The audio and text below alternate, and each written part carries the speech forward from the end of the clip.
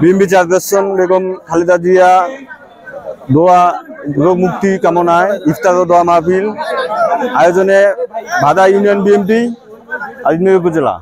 আমাদের মাঝে উপস্থিত আছেন উপজেলা বিএনপি সম্মানিত আহ্বায়ক জনাব আমিনুল ইসলাম ও উপস্থিত আছেন সম্মানিত সদস্য সচিব জনাব সালিকুজ্জামান পাজমানিক।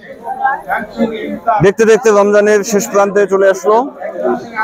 আমরা অনেক দিন পর প্রকাশ্যে এরকম জনসম্মুখে ইফতার করতে পারলাম, এটা দেখে খুব ভালো লাগছে এবং আগামীতে যাতে এইরকম ইফতার জনসাধারণকে সঙ্গে নিয়ে আমরা করতে পারি এই আশাবাদ আমি ব্যক্ত করি।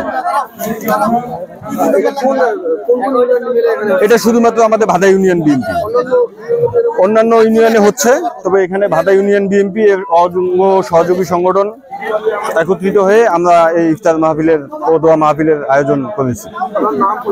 আমার নাম মোহাম্মদ আব্দুল আহাদ, আমি ভাদা ইউনিয়ন যুব দলের সহসভাপতি এবং সাবেক আহ্বায়ক কমিটির সদস্য।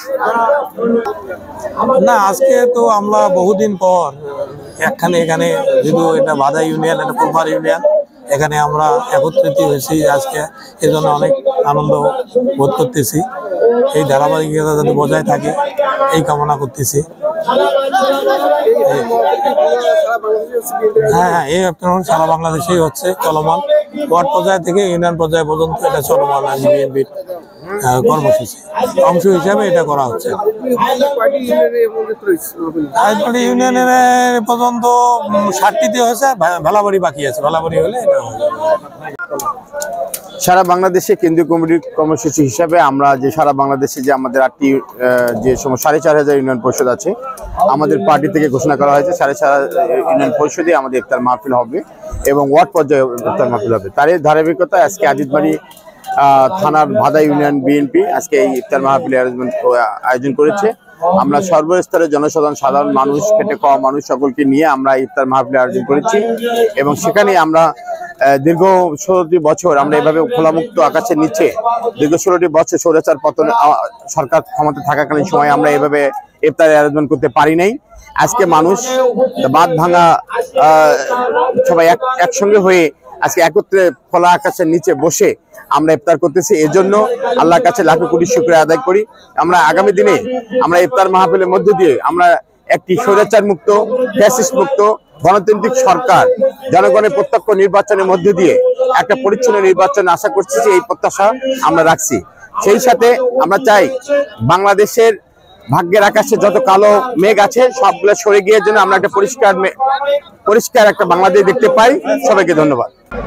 এই সরকার 17 বছর এদেশে ক্ষমতায় থেকে আমাদের গণতান্ত্রিক অধিকার হরণ করেছিল, আমাদের ভোটাধিকার প্রয়োগ করার যদি আমাদের গণতান্ত্রিক অধিকার সেটিও থেকে আমাদেরকে বঞ্চিত করেছিল।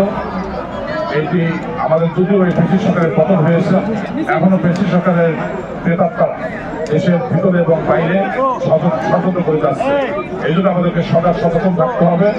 আমরা এই অন্তর্বর্তীকালীন সরকারের মাধ্যমে যেন একটি সুষ্ঠু নির্বাচন হয় এবং এই সুষ্ঠু নির্বাচনের মাধ্যমে আমরা যেন আমাদের পছন্দের মানুষকে ভোট দিয়ে এদেশে ক্ষমতায় তার মাধ্যমে যেন এই দেশের গণতান্ত্রিক অধিকার জন্য আমরা প্রতিষ্ঠিত করতে পারি, এই আহ্বান আমি জানাচ্ছি।